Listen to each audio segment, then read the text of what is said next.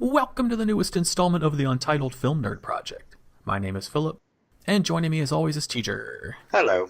And we march on with our 5th annual 31 Days of Horror, where we watch a different horror movie every single night in October.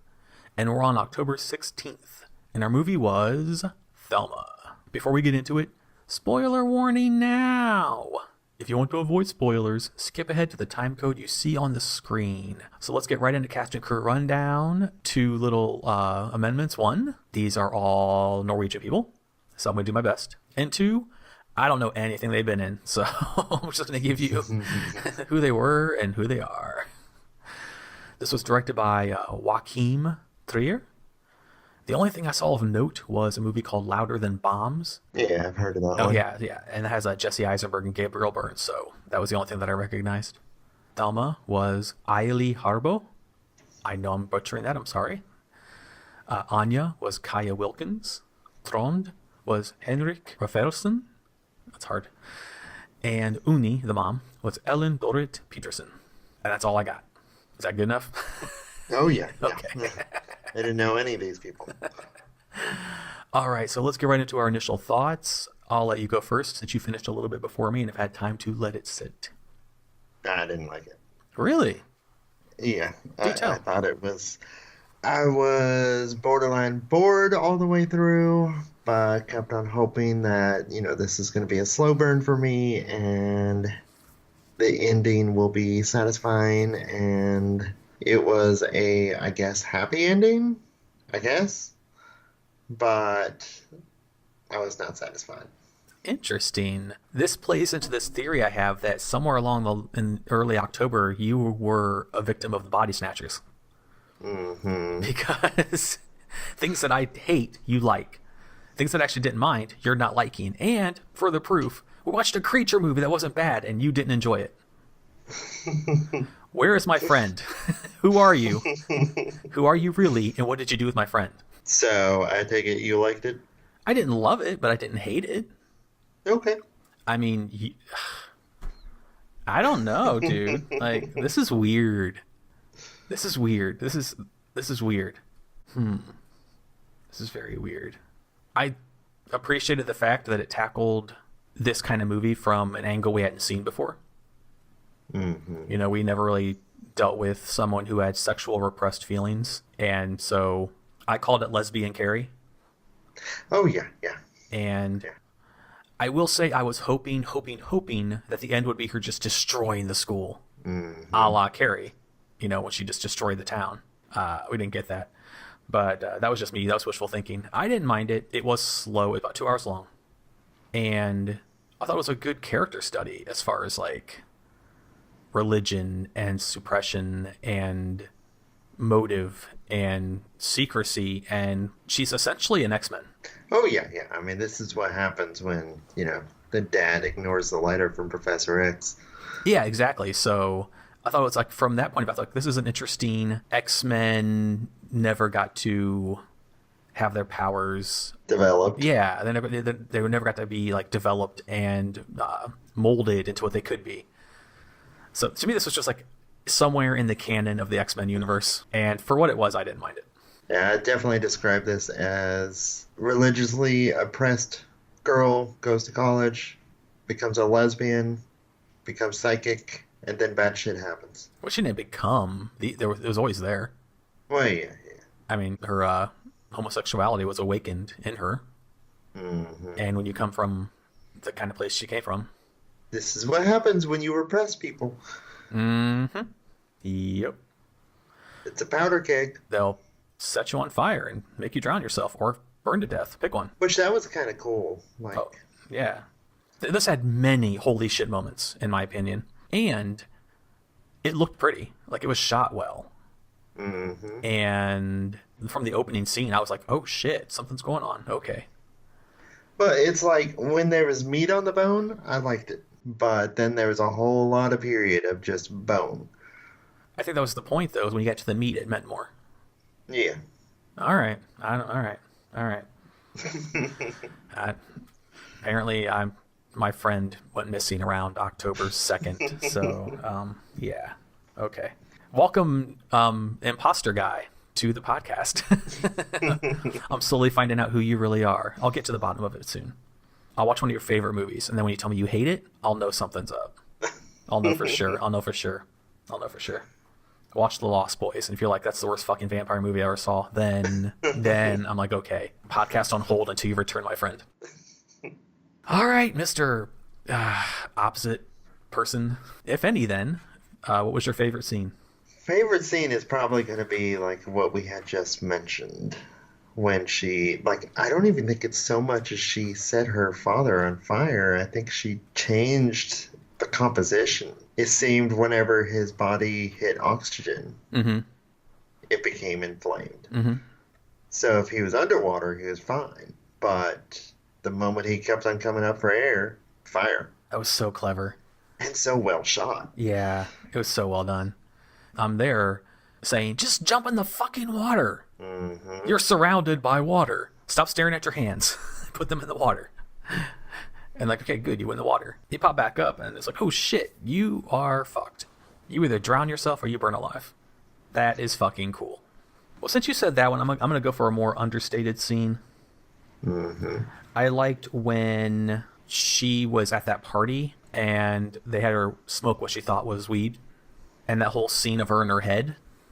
Of Anya like kissing her and touching her, and then that snake wrapped around her and went into her mouth, really hitting home that religious imagery. You know, the snake is entering her. I thought it was a really cool, interesting way to balance the religious aspect and the sexual aspect, and then her powers at the same time.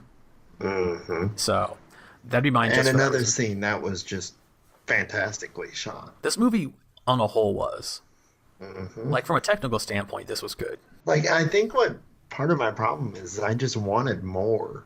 But you can't hold a movie responsible because you expected more and didn't get it, so that's not fair. As it is, it's a solid movie. You know, they mentioned the grandmother, and she went to go visit her grandmother. I was wanting more from that. Even just a conversation between her and the grandmother, something. Personally, what I wanted to find out, because, you know, I wasn't ever sure if the grandmother was the mother of the dad or the mom. And I wanted to, like, find out that the mom has the same powers. Except she learned to control hers, and she's actually been responsible for a lot of this shit. I was thinking that, too. It'd be interesting if the mom was in so much control that she was actually controlling Thelma. The entire time. And since she was like a religious nut, that she was controlling the dad to control her as well. So yeah, I had that as well. I thought that'd be kind of cool. But it might be one of those things where it skips a generation. Yeah. If any, there's a bunch to choose from. What was your holy shit moment?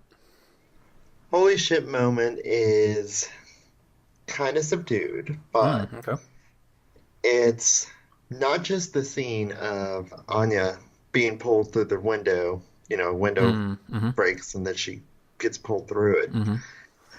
It's when Thelma goes to her apartment. Yep.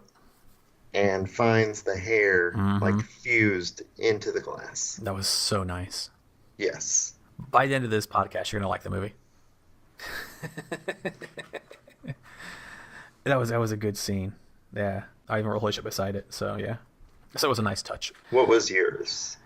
Well, since we mentioned... Because if you don't mention what I'm thinking, I'm going to bring that up as a runner-up. Well, we already mentioned the hair in the window, and we already mentioned the dad being the opposite of elements. It has to be the baby in the ice. Yes. That was amazing. Yes. Like, I'm getting goosebumps now. That was before it was the hair in the window. Then it was the baby in the ice, and it's the baby in the ice. That was fucking amazing. That was just well done, well shot, just so good. And we got our answers as to what happened to her, what happened to the baby, what happened to the mom, all in one scene. And just the image of the baby in the ice, like, oh my god. Like, holy crap. I mean, on the plus side, the poor guy died instantly. Because he got transported to the absolute fucking underneath ice in a fucking lake. But wow. Just wow. One of the most powerful subdued scenes I've seen in a long time. And a holy shit moment that legitimately made my mouth drop. Dear Snowman, this is how you do someone being in a lake. Yeah. Just saying, just saying. All right, since you seem to not like this more than me, what was your mediocre moment? Just like I said, so much of the in between, like her college life, and It was world building. I know, but still, it just wasn't doing it for me. Okay, so you're okay with Our House, which does the same thing over and over and over, days at a time, and then doesn't really deliver in the end. But this is slow world building, a la what's that fucking movie we watched, Black Coat's Daughter, and you don't like it? I'm not saying you're wrong. I'm just curious. Yeah, it just wasn't doing it for me. All right, all right. My mediocre moment is more of a logistical, like an actual thing. When they're at the opera, the interpretive dance scene, and Thelma is fighting back a seizure, but Anya has her hand on her leg. Anya would have been able to feel her shaking. That bugged me. If they'd written it that Anya noticed and then helped her go outside, that would have saved the scene. But she like, even if you're like tapping, even if you're just like trembling a little bit, if somebody has their hand on your body, they'll be able to feel it. Yeah, I mean, if that was like a full-blown seizure coming on, even the guy next to her would have been able to Exactly. feel it. Yeah, so that was the only thing that I saw that was mediocre, personally. All right, if any, LOL moment. Nah. What was yours? The whole conversation that Anya and Thelma had about what's the worst thing you can say if you're a Christian. Oh, yeah. And Tira's Jesus fucker. Yeah, Jesus, no, it was Jesus cunt. I was like, oh my God. I laughed. I was like, Jesus cunt, Jesus. All right, and those are all for the breakdowns. Anything else you want to add? You want to go to my notes? Notes is fine. Philip's notes. I wrote in the very beginning, I didn't expect that when the dad pointed the gun at her. Yes. And then I wrote, interesting. I was intrigued right away. This is probably too late to say this. If you have not seen this movie and you are prone to flashing lights of any kind, be careful watching this movie. Which brings up like one of the things that I was just like, Anya, are you a dumbass? Thelma is very much showing signs of epilepsy. And then she takes her to a nightclub. Yeah. Where there's flashing lights. Yeah. But even in the beginning with the title. Yes. When the title card comes up, it is like stroby. Yeah. So just anyone that's prone to that. I had epilepsy when I was little. And I haven't had it in years. But even I had to cover my eyes a little bit because it was really, really severe. And it's more than once. Early in, I wrote, already the camera work is really good. Really good. After she has the seizure and sees that nurse lady, and the nurse says, try not to think about it. I'm thinking, she just had a fucking seizure. What the? Yeah. Bad doctors. Movie doctors are bad. Well, I mean, it fits university doctors. I had a friend in college that he had the flu or something, and the university doctor was just like, well, perhaps you should pray more. Oh. Yeah. Okay. Would have fit right in with this movie. Yeah. Welcome to the South. I've lived there for a few years. I wrote early on that I kind of wish I didn't know anything, because I think I would have enjoyed this even more had it unfolded and I realized it was a girl coming to terms with her sexuality while being Carrie. So this was confusing at first, but it was explained later. When Anya was standing outside of her apartment, I wrote, okay, but why were you just standing outside of her apartment? Now I understand. I didn't at the time. You wake up and she's there, she's just standing there, and you go out to see her, then you have a seizure. I get it now. Her power brought her there, and her seizure is because of that. So I get it now, but at the time I was really confused. And without going into too much detail, I will say that I can't imagine being gay in a super strict religious household. My dad was Christian, a very devout Christian, but I was free to question and explore and use my mind and have independent thought. Yeah. And I appreciate that because, he didn't have to do that. It made me think about my own upbringing and like, man, I'm glad I didn't have to go through that. Because I probably would have rebelled really, really, really bad. I really like the scene of her crying on the phone with her dad just because she was trying to talk normal, but she had tears in her eyes the whole time. That was really well done by the actress. Really well done. And then the dad says, just make sure you don't lose touch with who you are. And I said, AKA, don't lose touch with who I brainwashed you to be. Oh, yeah. Yeah, I mean, regardless of his intentions, super manipulation. Then I was said, Why, hello there, Christopher. Yes. And you even have some weed. Purr. And then after we found out it wasn't weed, it was just a cigarette. Mm-hmm. I wrote, okay, that was mean. Fuck off, Christopher. Yeah. That wasn't cool at all. And then when she was going into the like what looked like an MRI tube, and the light started flashing, I said, "Fuck that test." Mm-hmm. I would not be able to do it. And then after she was being examined by those doctors, that scene where she looked like she was in the cafeteria, she looked rough. Mm-hmm. And I wrote, she was fine until she was treated, quote unquote, by the doctors, quote unquote. Calling back to our discussions before about how people seem to be fine, and then they go to doctors and they just deteriorate quickly. The seizure in the pool was a minor holy shit moment because I was waiting for it. Oh, yeah. Early on, when she was in the pool the first time, I was waiting for it to happen. Mm-hmm. And then I said later, "Don't drink the tea." But then the dad's like, "I have one more thing to tell you. It will be very painful." Like, what the fuck? What? Why would you say that? Then my last bit of notes are going to be something that you'll like. It's the unanswered questions. Mm-hmm. Where did Anya go? Why isn't Anya asking, "What the fuck did you do to me? Where the fuck did you send me? How did I get back? Also, what the fuck did you do to me?" Mm-hmm. Why aren't the cops there asking her, "Where's your dad?" She has healing abilities now too. She made her mom walk. I don't think that's going to be the cure-all for their relationship. But I will say, if I had to nitpick, the ending left too many unanswered questions. Mm-hmm. Like, what was the significance of her looking into the tree? What was in the tree? Other than birds? I don't know. So, but those are all for my notes. Anything else you'd like to add? You want to go to final thoughts? Well, just like another thing that kind of bothered me about Anya's disappearance was, did nobody notice that she disappeared? Other than her mom. Like, was her mom looking for her? Her mom texted her. Oh, okay. Yeah. But no, like, I was expecting when Thelma went to her apartment that, there'd be crime scene tape, something. I don't know with a college student going missing like that, if it'd be that severe. Mm-hmm. Or at least, signs of someone checking her apartment. Mm-hmm. Yeah. But yeah, it's very curious what happened at the end, because it's just now that she got rid of her father, is the mental block gone, and now she's capable of doing whatever.